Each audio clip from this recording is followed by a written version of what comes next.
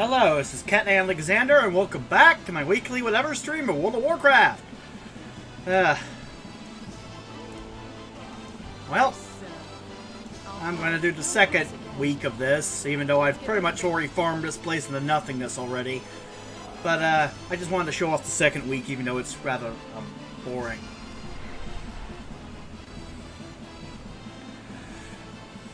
I seriously have farmed this place out. I literally have no fucking reason to go after Prince Tal'Darim. I'm just going to focus on the second part of the quest line while queuing up for a raid. Knight of the Alliance.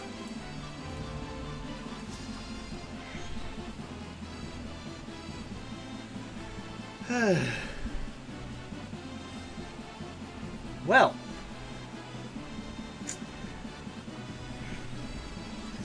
I was just thinking about the social divide in my country, in the United States right now, and just the election in general. Not even really politically, but just the ideological basis of the divide. Not even based on politics, really. There's something deeper than just Democrat and Republican going on here, so I got thinking. And, well, this is the conclusion I've come to. There are two camps in this country. Those who believe in liberty and those who obsess over death. And you're probably going, wait. That sounds like a you're either with me or against me argument. Like, no, allow me to explain. I'll explain the death part first. Liberty's easy to explain. The death part... it's a bit harder. You notice headlines like, every single death from the virus is a tragedy. Yada, yada, yada. You get my point. They're obsessing over death. They're trying to prevent death at any cost. It's not that they want to kill everyone, it's that they want to, in their own demented way, save everyone. They think themselves the saviors, the right side of history. It's a hero complex thing, okay? They think they can save everyone. You can't. Even Jaina Proudmoore figured that out eventually in BFA. But the point is, you can't save everyone. And that's where the disconnect comes in. If you admit you can't save everyone, in their minds, you're saying people dying is okay. And they see that as bad. No one should die. Which is a rather extreme position when you think about it.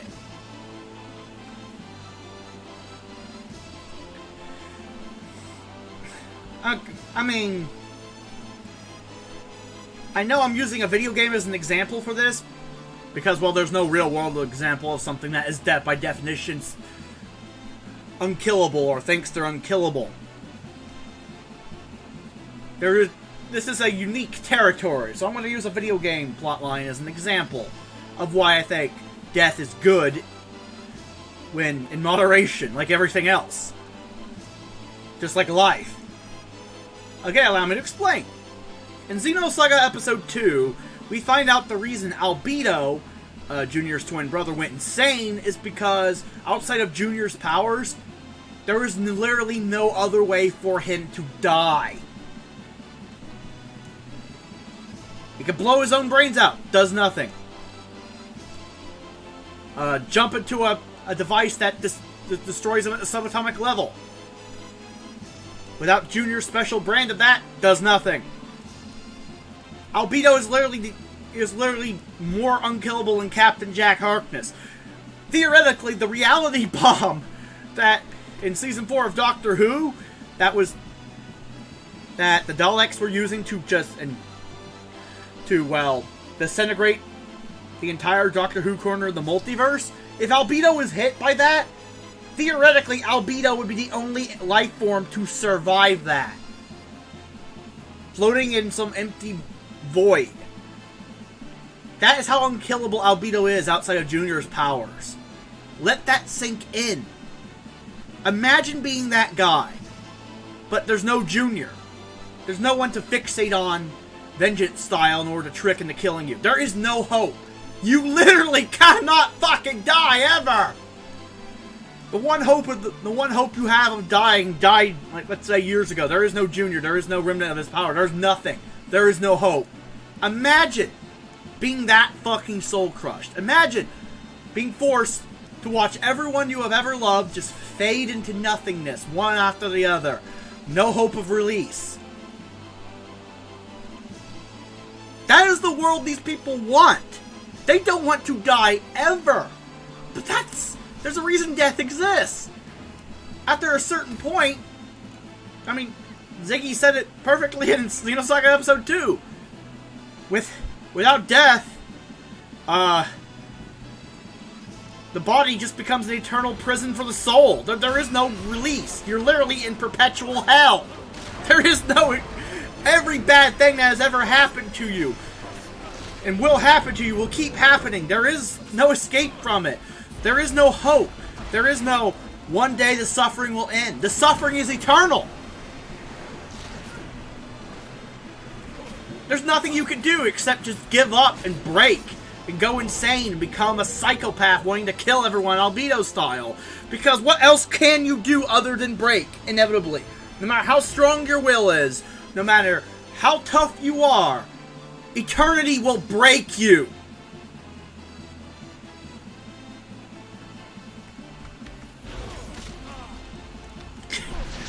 And yet these people don't seem to get that. They're so afraid of death, they don't even realize why life dies.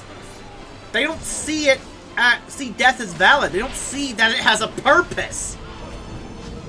Like everything in nature has a purpose. They don't see the purpose. They can't see the purpose. Because they're too afraid of death, irrationally to the point of madness, to realize the purpose. Because if they realize the purpose, they would realize they're wrong. And that's another thing they're afraid of. Being wrong.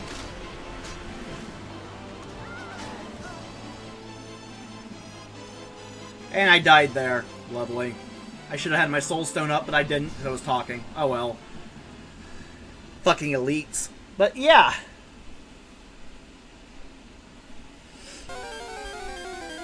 That's another thing they're afraid of. They're afraid of being wrong. They're afraid of dying. And those two fears combined cause them to be committed to the most insane shit. They're willing to do anything to perpetuate their own existence. They're willing to cross any line, no matter how immoral. They're willing to potentially cheat at an election. They're willing to kill anyone who disagrees with them, put them on a list, throw them in death camps. They're willing to kill, destroy, maim, suffer, rape, torture. They're willing to do anything at that point because, one, they can't ever be wrong, and two, they can't ever die. Which means the universe has become their enemy. That nature has become their enemy. Everything is their enemy. Everything must go. It's like the ultimate logic paradox that ends up driving you insane.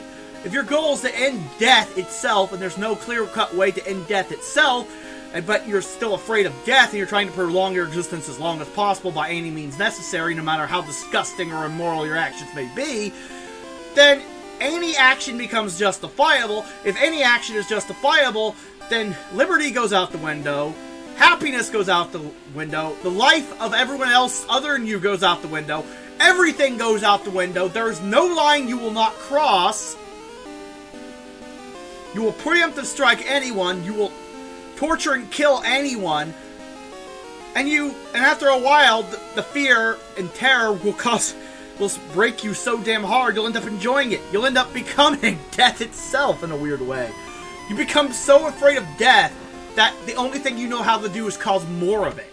It's a weird psychological paradox, but it's a psychological paradox that makes sense when you realize that the human mind can only take so much fear, so much terror, so much irrational bullshit before it just starts coming up with solutions that are illogical and insane, that have nothing to do with the original problem because you're literally just gibbering, overwhelmed with emotion, unable to logically think about shit. You just go insane.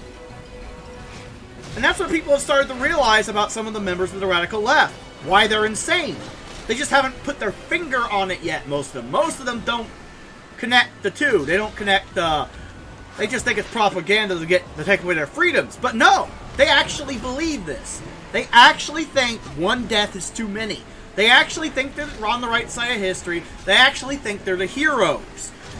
But at the same time, their goal is unachievable, currently, and they're going insane because of it.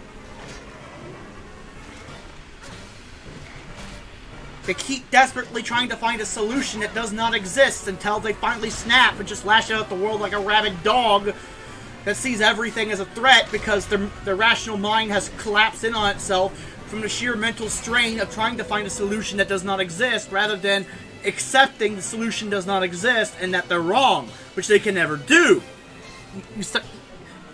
And so, in other words, it becomes a feedback loop, a procedural feedback loop that ends up with just out-of-control madness. In other words, they break down psychologically, kind of like Albedo did, but not because they can't ever die, and they can't ever die. It's because they don't want to die ever, and they end up having the same psychosis generated by the opposite mindset. Because that's the thing about extremism. Anything taken to extremes ends up being the same as everything else taken to extremes.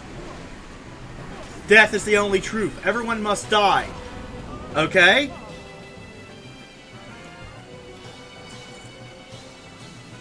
So, you're going to kill everyone because death is the only truth, including you. You're just going to slaughter everyone and everything. Yes. Meanwhile, life is the only truth. One death is too much. We must end death for all time. Well, the only way to end death for all time is to kill everyone. That way no one can ever die again. So what you're saying is you just came to the same conclusion as the guy who's like, death is the only truth. Everyone must die Seymour Guado style. Free will is a menace upon the population. We have to get rid of free will. Well,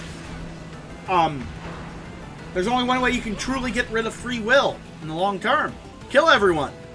Death is the only truth. Kill everyone. You're starting to see my point? All extremist roads lead down the same formulaic path because all extremes lead to death. There is not a single extreme argument you can make that does not lead to, and thus everyone must die.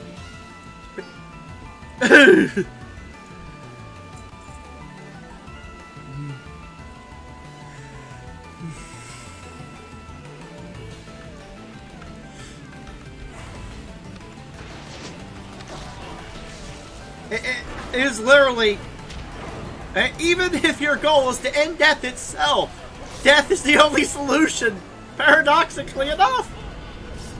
And these idiots are starting to realize that. They're starting to go insane from that fact. And they're lashing out. And it won't end. The whole reason I say it does not matter who wins the election, that's why it doesn't matter who wins. These people are insane regardless of who wins. Biden's not going to kill everyone. Biden's not going to give in to their psychosis.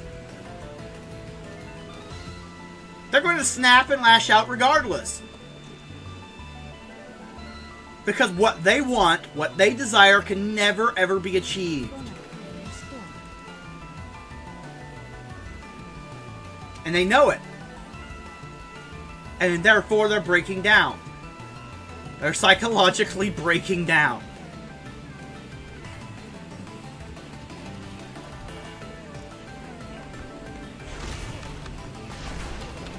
So yeah, when I say liberty or death, I don't mean you're either with me or against me. I mean, you either believe in freedom to a certain extent, and you believe in freedom within reason, like me, aka you shouldn't have the right to just murder people. That infringes upon the freedom of someone else, I mean, in my opinion. Though technically, you could also say locking someone up for being a murderer infringes upon their freedom. You get my point. Everything in moderation is my point.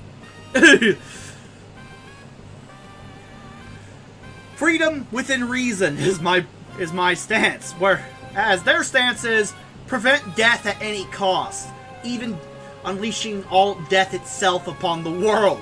Which You know, sounds counterintuitive, but that's the thing about extremism. It doesn't make sense, because once you go down the extremism rabbit hole, once you go too far down that rabbit hole, nothing you say really makes sense, and it's just an emotionally driven reaction to stimuli that can never ever stop, because you've whipped yourself into a frenzy, admitting, basically trying to convince yourself that you can't be wrong. This first step to extremism is, nah, I can't be wrong about anything. Everyone else is wrong. As soon as you convince yourself of that, all sorts of mental gymnastics become possible.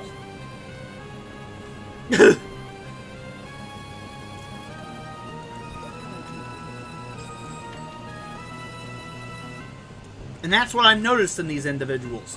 They have convinced themselves wholeheartedly that they could never, ever, ever be wrong about anything. And that's a dangerous mindset for a group of people to get trapped in, because then the echo chamber starts happening, and eventually they just go mad. It just becomes a feedback loop that leads to destruction of everyone and everything around them, including themselves. It sounds completely and utterly insane, but that's the thing. I'm talking about the process that people are thinking when they're going insane. Of course it sounds insane. Since when has someone the mindset someone is using to drive themselves insane ever sounded sane? It's like, duh! Of course what I'm saying sounds insane, because I'm describing why they went insane. It's like, duh! These people, this sounds crazy. Like, yeah, because they're crazy. I'm describing to you why they're crazy. Of course it sounds crazy. Were you expecting sanity from crazy people? Like, good God.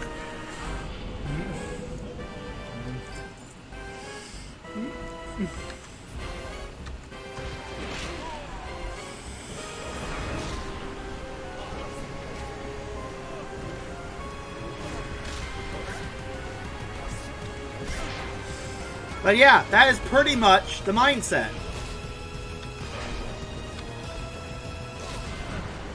Of why they went insane. Why they are the way they are. Why the mainstream media hates everyone that gets in the way of their utopian vision. Even though your utopian vision is slowly being replaced with death and destruction, panic, despair, and, well, just pure nihilism.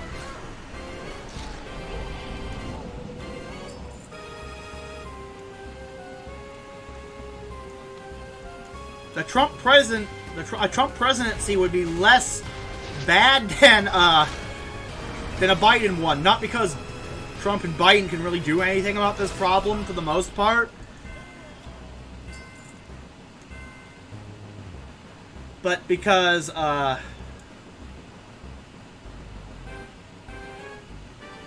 where in the hell is that last quest?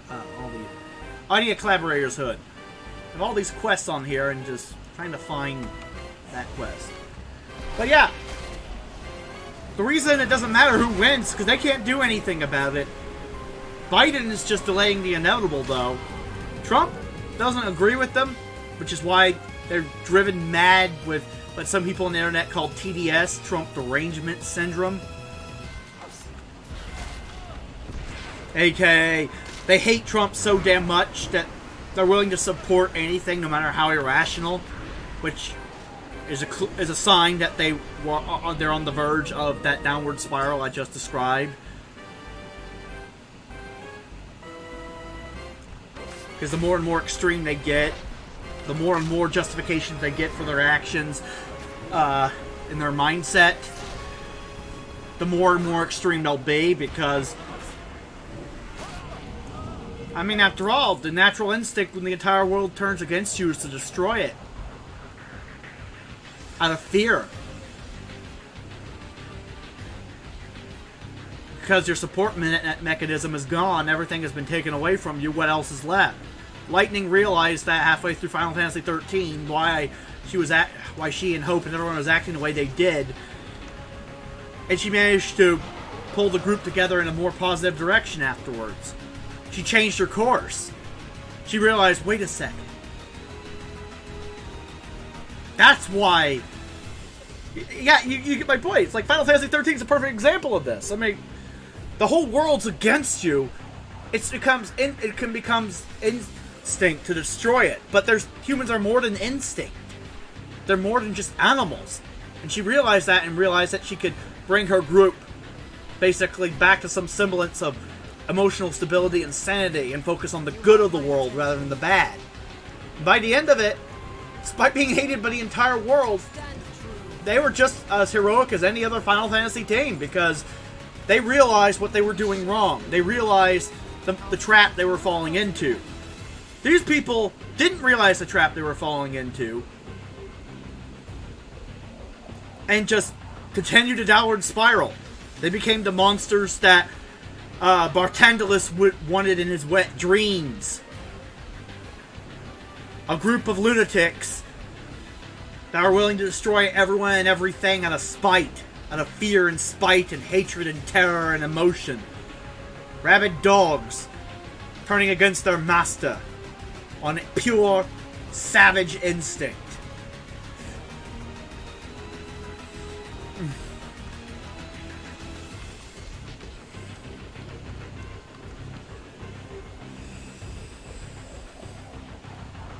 So yeah.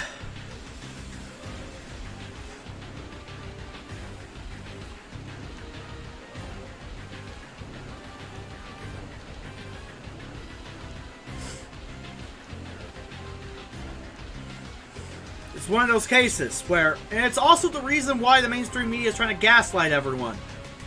You know, and to thinking Biden's going to win, Biden's going to give them everything they want, even though that's absurd, because Biden's never going to give them everything they want, because Biden isn't... He's just playing party politics. He's saying the shit that he thinks will get him votes. He doesn't realize that these people are actually fucking serious. He thinks he could probably talk, like Trump, he thinks he could probably talk him down and go, yeah, okay, whatever, man. Seriously, man? You want this extremist policy, that one? Nah, I'll talk you down, man. How about this more reasonable take on the problem?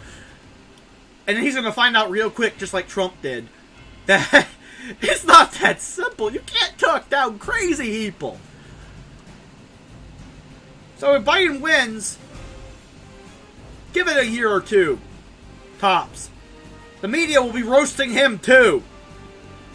Because the mainstream media is run by these whack jobs. And if they realize, and they'll start to realize, the Democrats, that Antifa's right, Democrats and Republicans will never give us what we want. No one will give us what we want. We must take it. We must seize control of everything and destroy everyone who disagrees with us, including ourselves deep down, because deep down we know the futility of our actions. And then it's just pure, unadulterated, savage rage. That's why I think Biden will be worse for the country long term, because Trump is would just rip it off like a band-aid. Trump's like, yeah, you're all nuts. I want to do something about you. Biden's going to try to appease them, which is arguably what Trump tried over the last 4 years, and it's not going to work. You can't reason with these people. And then, well, they will realize immediately that the whole world has effectively turned against them, and the only salvation lies in the death of the world.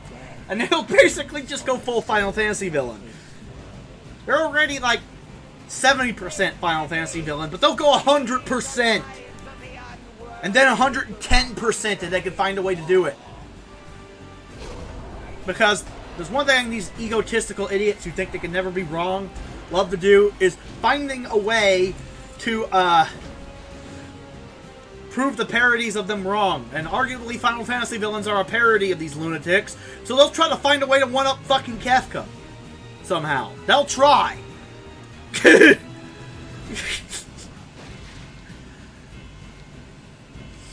Like, hold my soy Starbucks soy latte. I'll show you, crazy!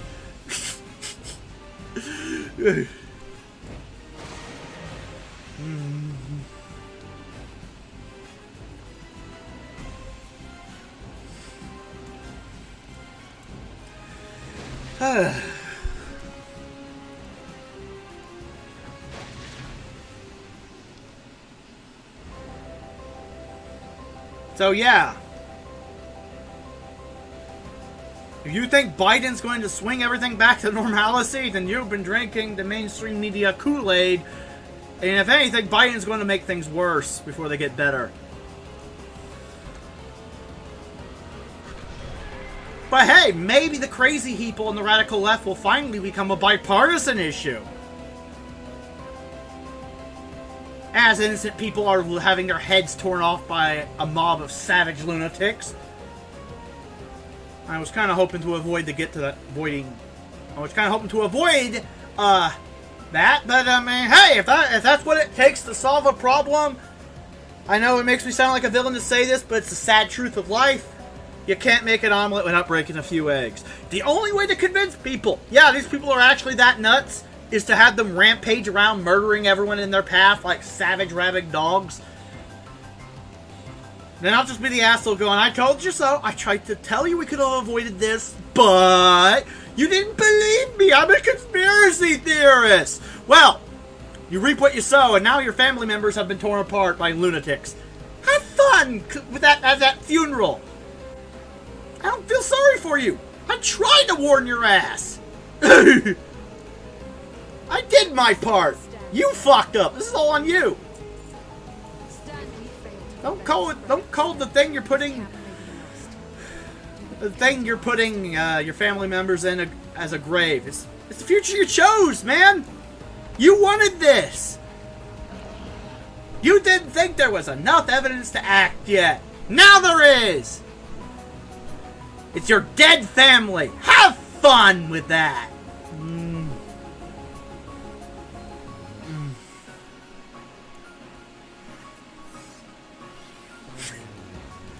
I swear. And there will be people even then who are like, I don't see the problem. Okay, my family was ripped apart, but these people have legitimate grievances. And I'm like, yes, they have legitimate grievances that they used to radicalize themselves past the point of madness, and now all they have is insanity. But yeah, sure, defend the people who murdered your family in the street. Yeah. Entertain me. Dance, monkey, dance. Because you know there will be those idiots. Those people are like, but we can't attack them. We'll be just as bad as they are.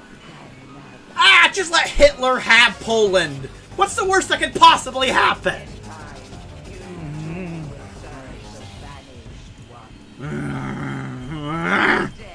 Yeah, you can tell I'm rather annoyed by the world. But hey, that's the world I live in. It's annoying. I'm not gonna blow it up, I'll just get over it. I'll just suck it up.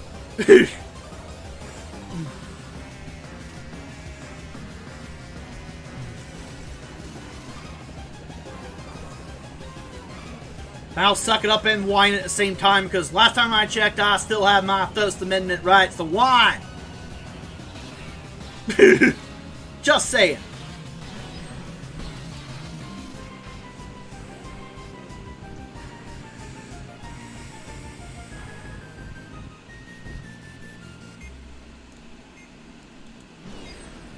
So when I say a civil war's incoming, that's the worst case scenario. I'm thinking more like just lunatics in the streets.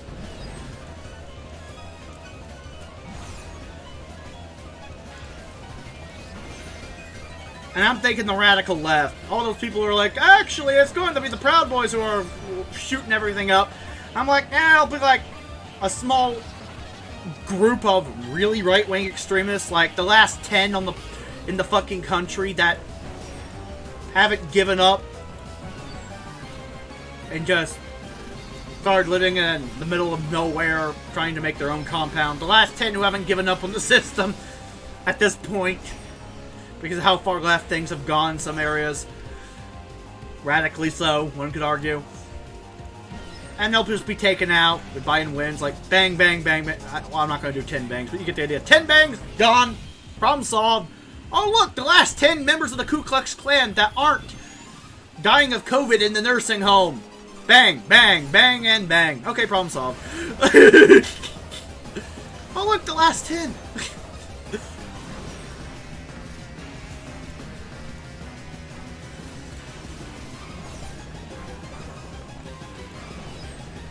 Hell, most of the so-called extremists at like that Charlottesville thing were not even really extremists. They were just people who pissed off people at how far left things have gone, who were pretty much just LARPing. They weren't even really all that violent for the most part.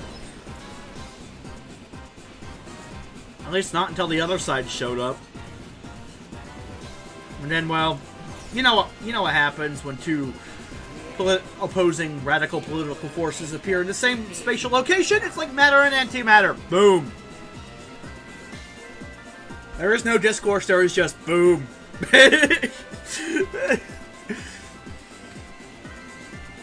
But yeah,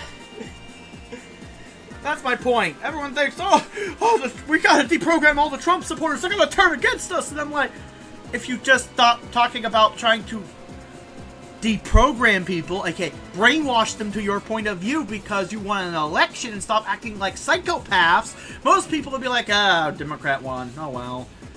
And I'll try again in 2024. Most people on the right these days aren't that edgy.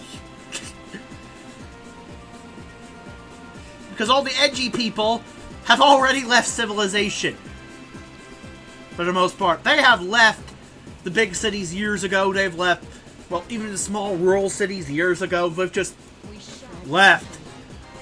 They're out in the boonies with their no government camps being attacked by the FBI right now.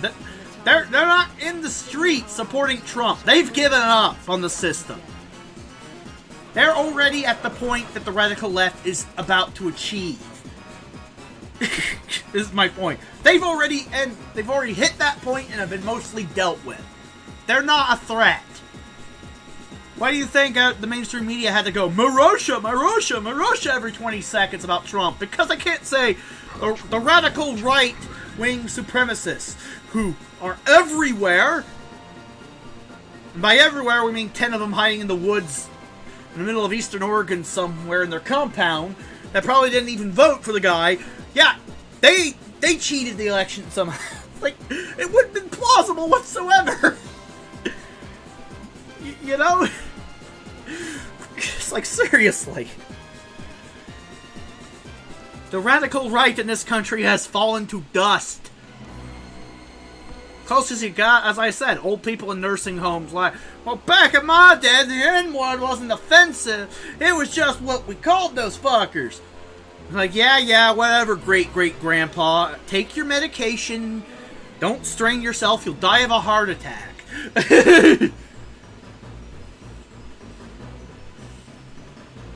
Back in my day, that's what we got. Call it. Yeah, you already said that. You're senile. Go to sleep.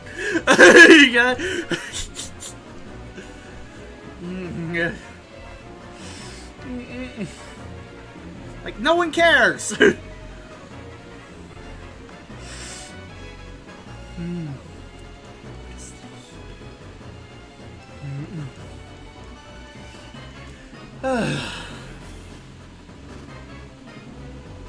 Hell, the only members of the radical right that currently exist are not nearly as radical as they once were.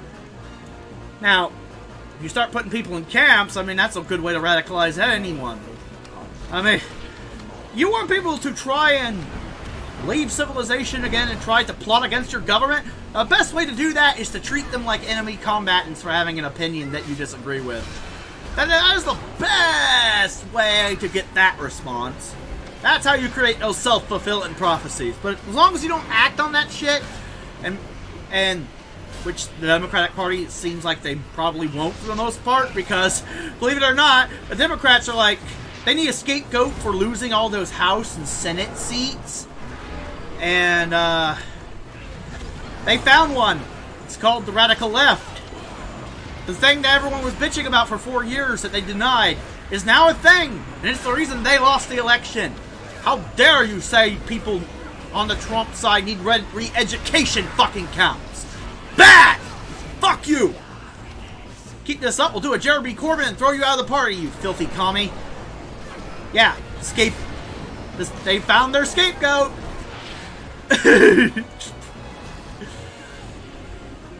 Thankfully, the worst case scenario has been avoided. Political oppression, for the most part. Will Biden rule in favor of Section 230 if he gets elected? The jury's still out on that one. I mean, quid pro quo has always been a thing. And, unfortunately, if you're looking for the guy who did quid pro quo with the Ukraine, that was actually Biden, so not Trump, believe it or not. So, if anyone was going to make a deal with big tech and just sweep those Senate hearings under the rug, it would be Biden. Unfortunately. We'll be waiting another 4 years to deal with the problem, if not another 40! Because fuck me. But hey, I was wrong about the Democratic Party going full socialism, full radical left, so maybe I'm wrong about this. Maybe Biden has more integrity than I thought. Or maybe he's just too senile to actually remember what they did for him and he'll just turn on them. That's probably it, but hey, as long as I get what I want, who cares if it basically bullying a senile old man into doing it. I say bullying, but really it's just a senile old man bullying someone who helped him out in a tight pinch. Like, I don't remember you covering for me and blocking that Hunter Biden story about my son. I don't even remember what I had for breakfast. I am revising Section 2. That would be funny. Hey, stupider shit has happened in history. That's all I'm saying.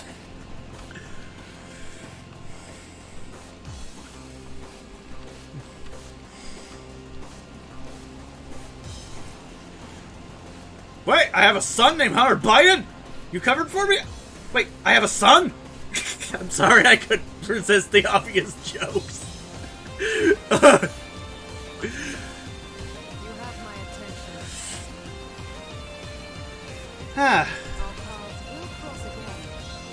Okay, it's time to basically let Getting Greymane know that we got this under control out here. The Scourge is being beaten. The mindless zombies are dying.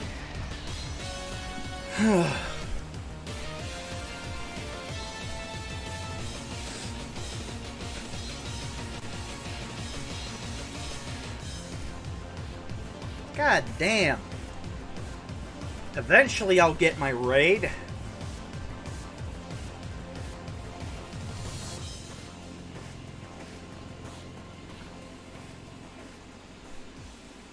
But yeah, that's pretty much my whole mindset on the election shit.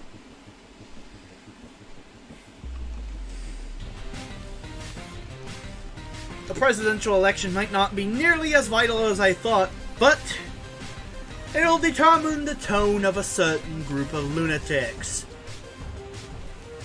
Will they have hope for about a year or two, or will we be ripping the band-aid off immediately? Let's find out. I don't know the answer. For all I know, the voting machine glitches that have been rumored were so bad, Joe Jorgensen actually won, and a lot of Joe Jorgensen votes got sent to Trump and Biden, and the first time in for like forever, an independent won something. I have no idea who won this election. To be honest, no one does, and anyone who tells you otherwise is a lying sack of shit. No one knows who won.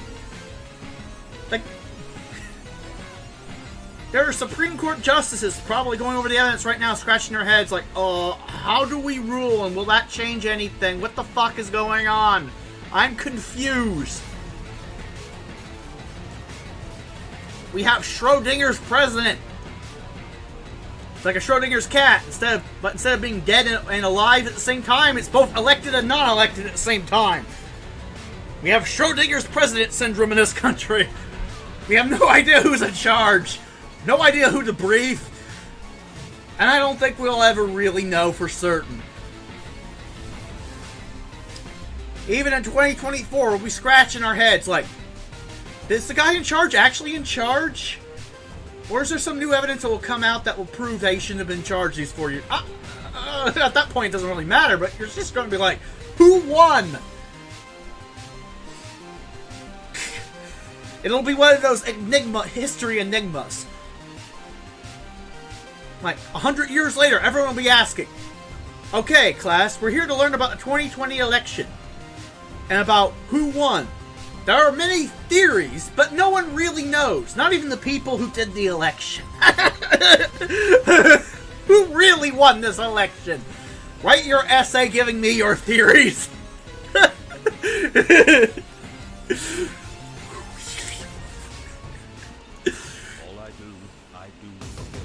Then there's always that one kid who goes for the most outlandish, edgy theory, and it's like 100 years from now, he's like, I think that Kanye West guy was the winner.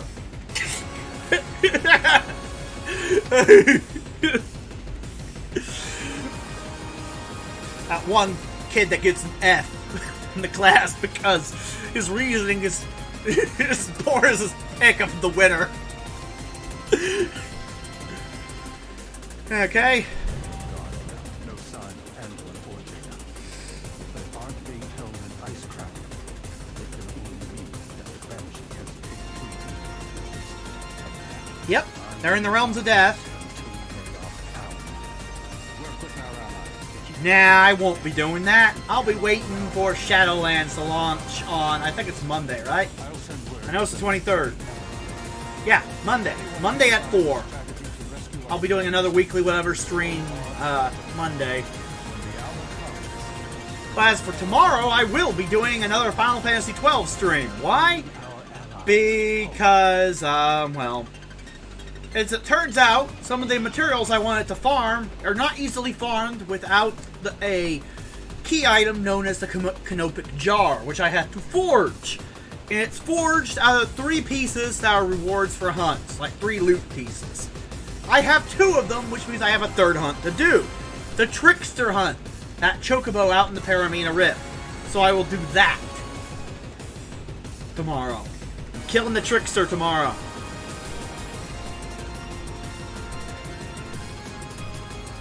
We're about to have roast fucking white Chocobo. It's gonna be delicious. Along with a Canopic Jar. And some...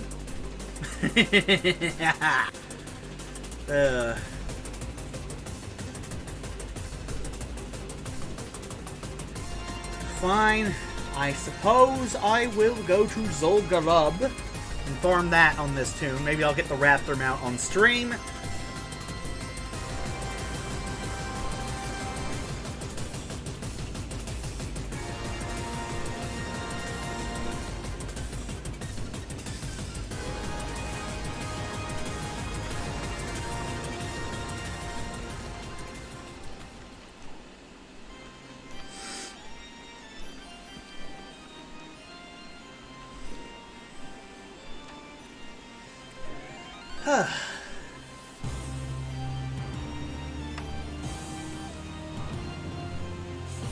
Eventually, maybe, I will get my raid, be able to do my Gmod run on this tune. I've already resigned myself to the fact I'm probably going to be farming some of these old BFA raids in Shadowlands once I get geared enough for the Gmod and for the Jaina mount and all the other shit. I've already resigned myself to the fact that I'm probably going to be forced to do Mythic Ny'alotha eventually in 10.0 because they haven't set the BFA stuff up for Legacy yet, and well, they usually set the Legacy mechanics and the Legacy loot system up for well, an expansion after the end of the next expansion after it. Which is why you now have the Legacy loot stuff for Legion in BFA, because the pre-patch introduced it, if I remember right. 8.3 in the pre-patch, I think, introduced it. So yeah, one of the two. Couldn't remember exactly which one. So around the end of fucking Shadowlands, when I'm geared as fuck, I'll probably be doing some BFA stuff. Yeah, I know, I said probably twice. Whatever. Tongue-tied. Ooh, Might of the Alliance, let's go. Finally!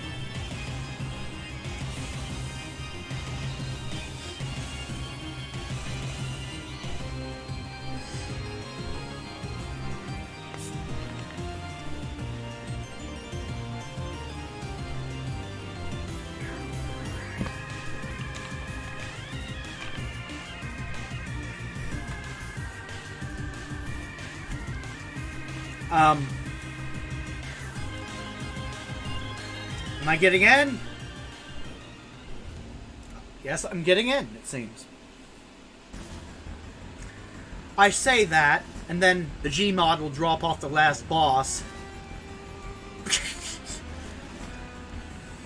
I know, famous last words.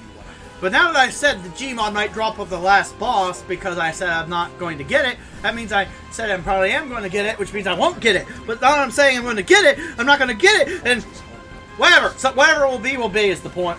I have no fucking idea what's going to happen. If I get it, I'll be surprised, is what I'm saying. Pleasantly surprised.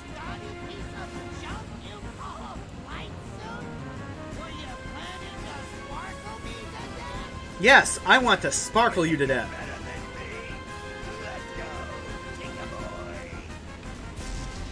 Summon my Fell Hunter.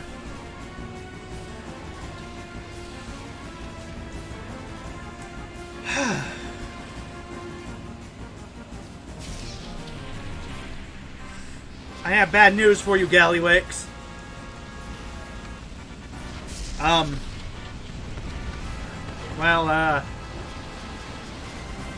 Mechatork knows he's better than you.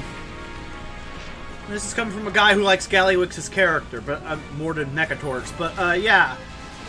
Mechatork is the super genius trope in fiction, aka he was just born highly intelligent and could build anything in about 20 seconds. That's how they wrote him. That is literally his character.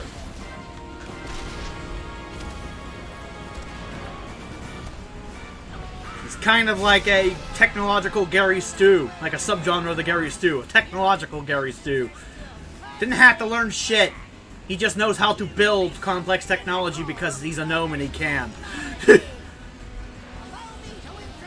Now, there are gnomes that struggle with building complex technology, but not Mechatork. Mechatork just does it in his sleep because he's Mechatork. I mean, come on! Do you need any other reason than the fact he's fucking Mechatork for his genius? He's Mechatork!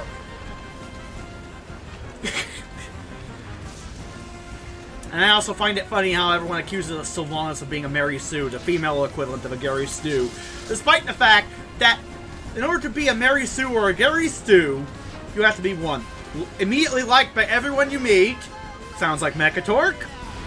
When it comes to the Alliance. Hell, even some of the Horde leaders don't have any real beef against him. Outside of Gallywix.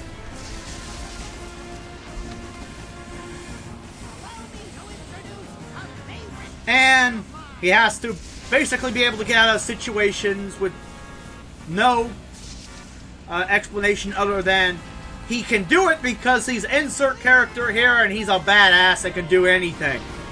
Because the writer said so. And that's also Mechatork. He can literally build anything.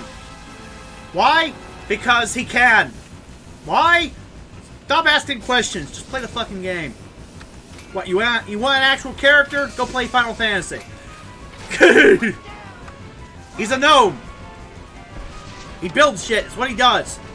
He's a leader of the gnomes because of that reason. You know the fact that there are countless other gnomes who can't craft their way out of a paper bag. He can because he's the leader of the gnomes.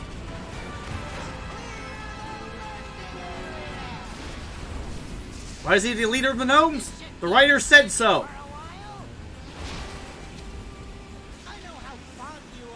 Why did the writer say so? Because he earned it. How did he earn it? By being the guy they chose to be the leader of the gnomes in the storyline. I know, it's circular logic, but that's Gary Stu's / Mary Sue's for you. In other words, he did it because he could do it, and stop questioning. How dare you want explanations in the plot for why the gnome can do gnome shit. We need a stereotypical gnome to be the leader of the gnomes, so there you go, he's a gnome, he does shit. You're overthinking it.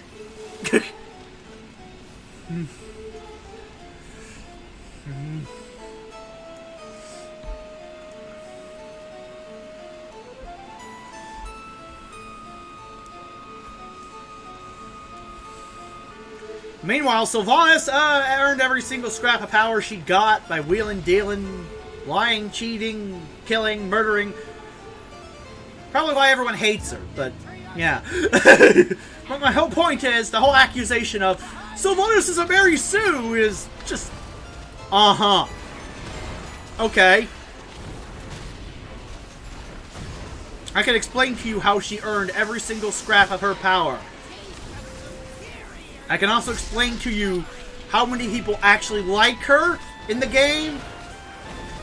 Easier than I can explain how many people hate her guts. Because that list is so goddamn long that it's just simply easier to go, okay, there's one person that likes Sylvanas in this game.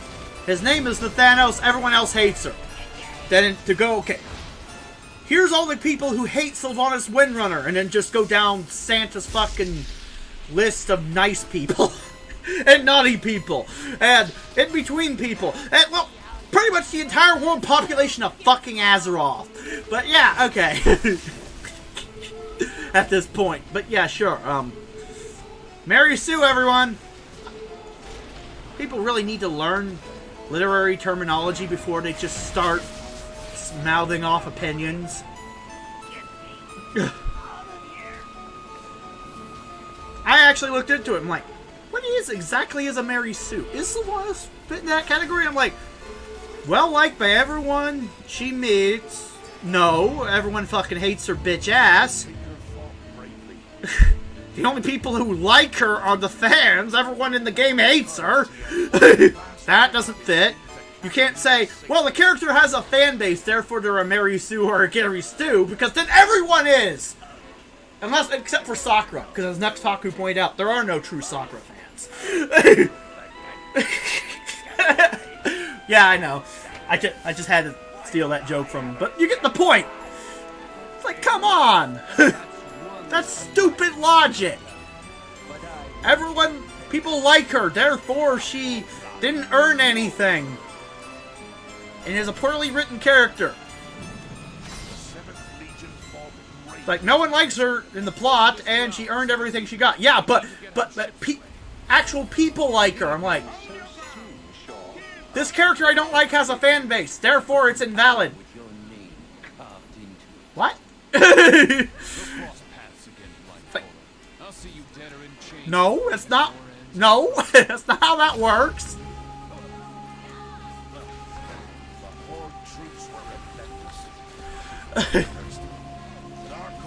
It's like, I think you need to look at the Urban Dictionary and look up the term, because I don't think you know what you're talking about, is what I would tell all those idiots.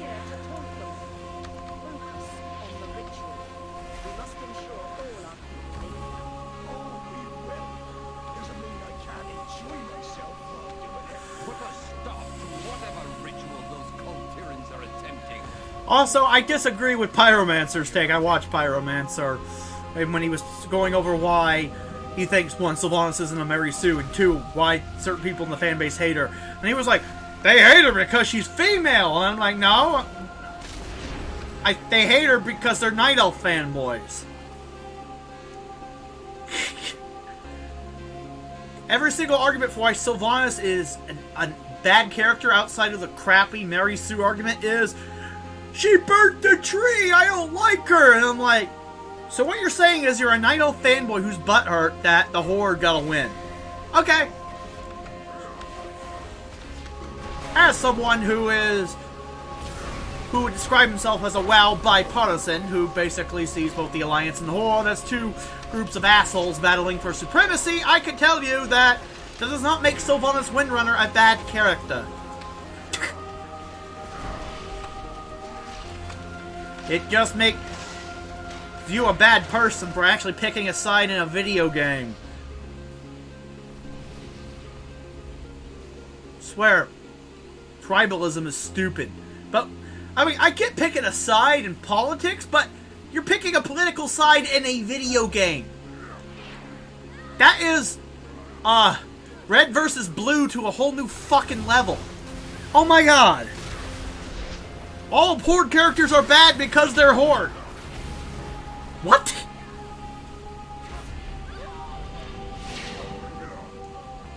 One, why do you care about the Alliance that much. It's not like rolling alliance will get you better health benefits or something. But there's no tangible benefit to picking a side in this game. It's not like politics where you can actually have something on the line, one way or the other, depending on which side you pick that election. And even then, only idiots pick one side and ignore the policies of the other. It's like, what's with the tribalism? I don't get it. It's like, seriously, I just don't get some of these people.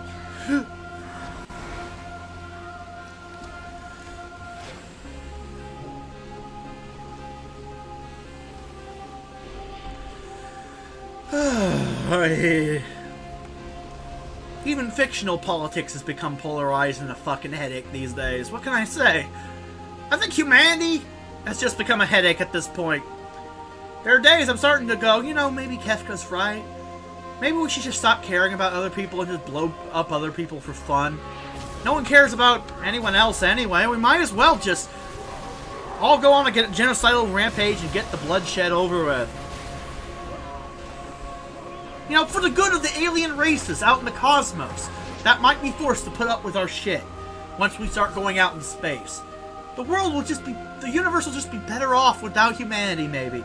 Maybe that's just, there are days I think that, and then I immediately go, yeah, but I'm part of humanity, fuck that. If I wasn't part of humanity, I'd probably be all on board on the alien genocide plan, but nah, I'm a human, so fuck that. Yeah. Hell, one of my favorite jokes when I heard that there's supposedly a wall of cosmic fucking radiation at the edge of the solar system. One of my favorite jokes is that we might have a hard time getting past. NASA said at some point when we get out there. When I heard that, I was just thinking to myself, oh my god, aliens are real, and they did what Trump didn't. They built the wall around the problem nation.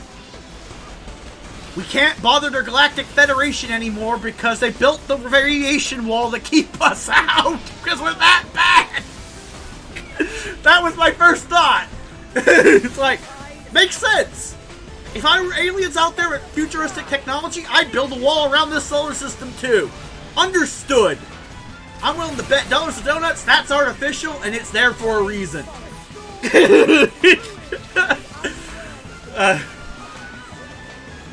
Because we suck donkey dick, and no other race wants to put up with our shit.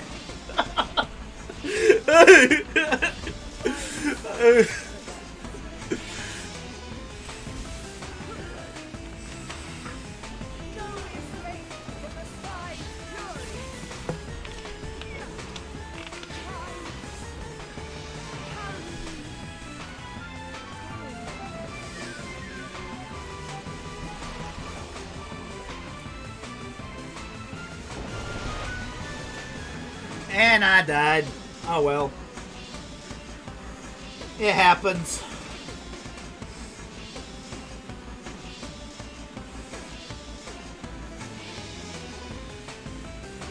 But yeah, that's pretty much my stance when I heard that. I'm like, wow. Makes sense. I'd build a wall around the solar system too. It's like, you will not cross this line, you rampaging apes. You will not leave the solar system. You will not pass go. You will not collect $200. The Federation Border Control says no. You're not leaving. Fuck you.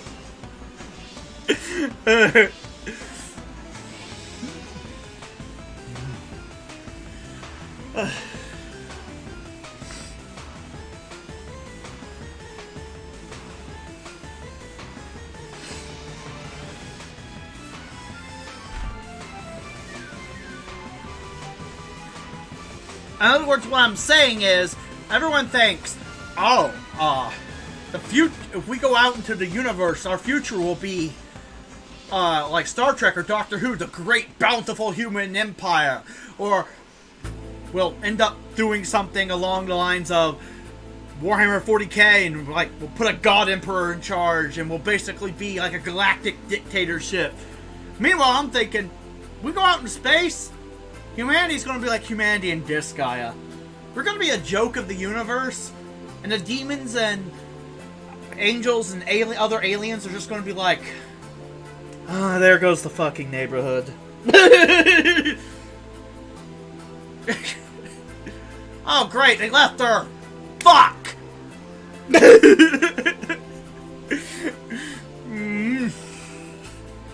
just saying, this guy got it right. It's supposed to be a parody, but humanity is a parody of itself. Let's be real. I mean, this guy got it right.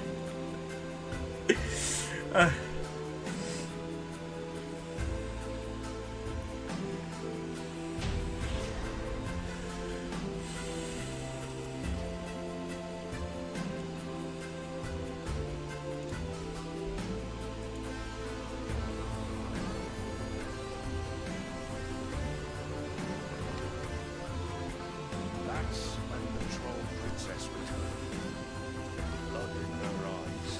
I'm just saying, I'm calling it like I see it. I know I called all of humanity, including all my viewers, including and even myself, a joke.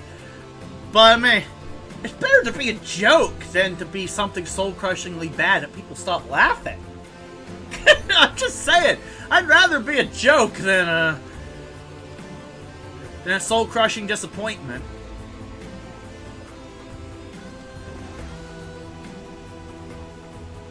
Well, I mean, if you don't have a sense of humor, then I guess there's really no difference. But, you would think sentient life forms would have a sense of humor, so, at least I hope there's all the aliens out there that we haven't discovered yet, because they must exist by the laws of probability. Have a sense of humor? They're gonna need it when they meet us. It's the only thing that's kept me remotely sane in this world. Holy crap, I can't believe it! I pulled it off!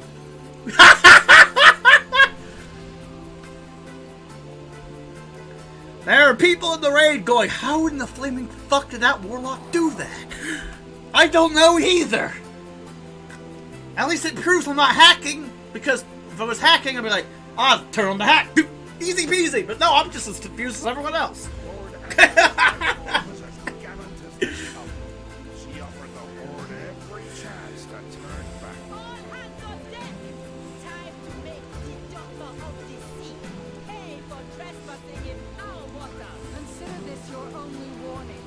Turn your vessel back to port and look after your dead, or you will soon join them. I have heard of you, Jaina Proudmoore.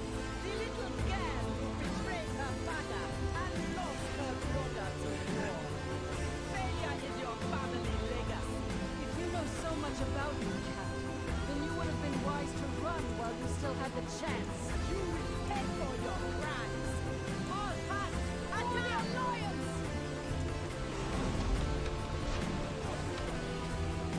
Okay. Drain the souls. I will freeze you where you stand. Oh, good. I need to chill out.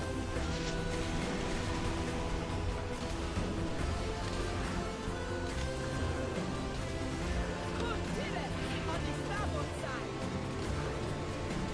side. Okay.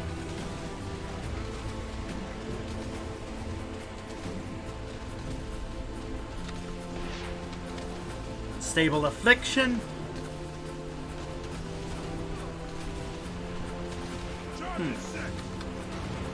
Out, hot, hot, hot, cold, maybe, pain, suffering, agony, despair.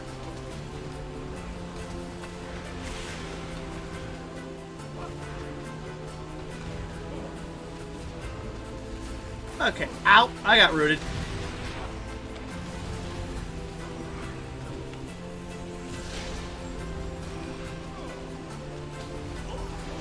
Huh. I will freeze you where you Uh-oh. stand.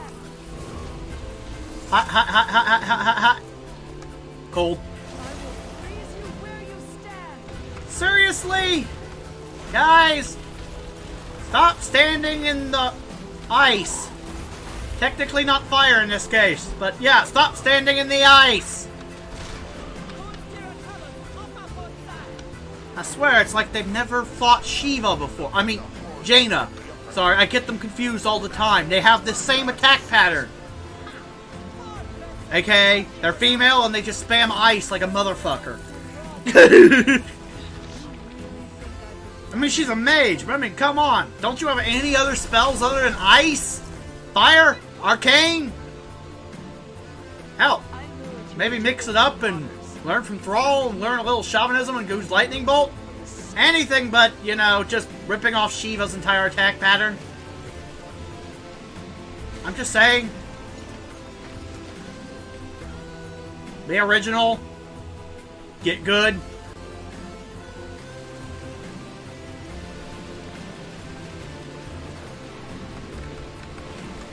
Ah! Damn it!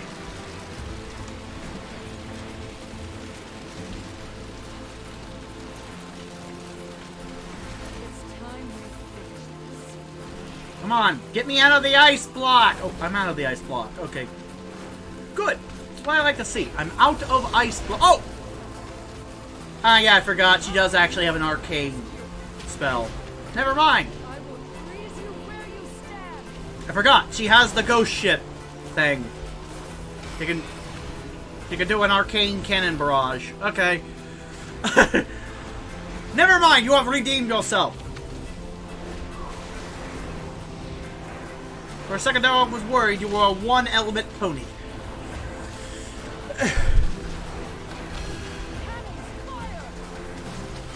Okay. That being said, she only got those cannons in BFA, meaning pre-BFA, she basically, all she did was spam ice. So yeah, she finally changed her attack pattern after 7 WoW expansions. Yay! Yay for learning!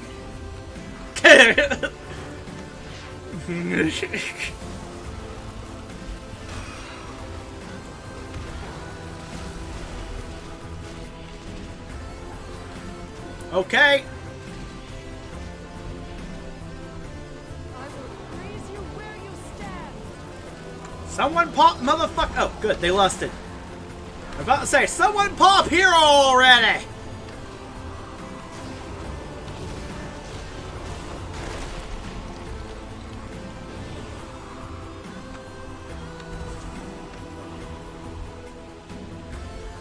Okay. Bring the elemental down. Bring the elemental I know I'm screaming at no one. I'm just saying, that's how you do it. Yeah, they're finally getting smart. They're bringing the elemental back down.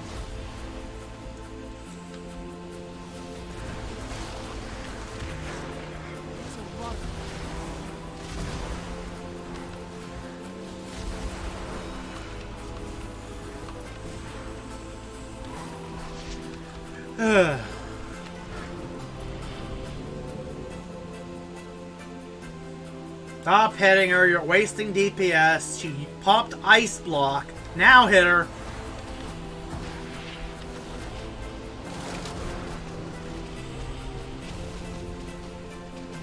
Yeah, I know. I don't know, it's just, as I've gotten older, it's just become instinctual for me to yell out the mechanics even though no one's listening. I never even been a raid leader, and yet I probably could be. Once I know the fights, I probably could just yell out shit to people. I'm really good at yelling orders. Unfortunately, most people are incredibly terrible at following them. But hey, I mean, that's their problem, not mine. All weapons open.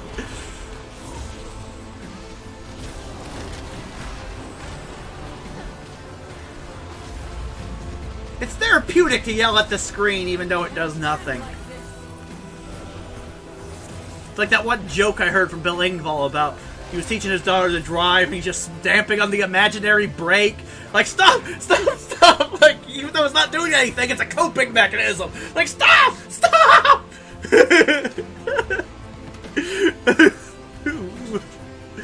Don't do that!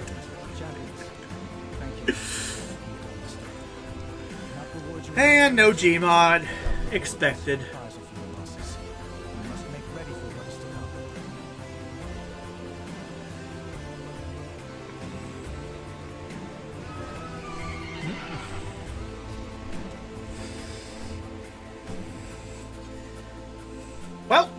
That's all for my weekly whatever stream of World of Warcraft. If you like what you've seen, please give me a follow if you haven't already.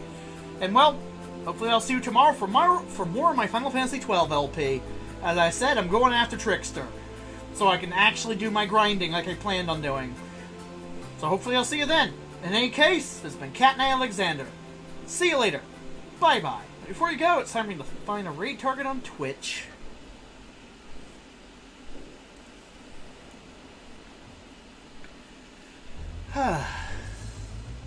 Okay.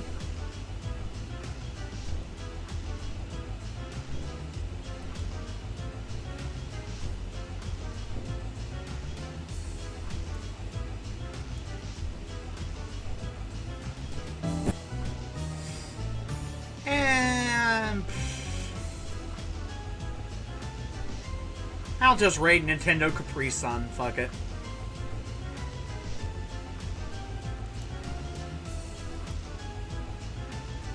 He's playing Legend of Zelda: A Link to the Past. It's a randomizer. Woo! Random! Random bullshit! Here's hoping he doesn't get completely screwed.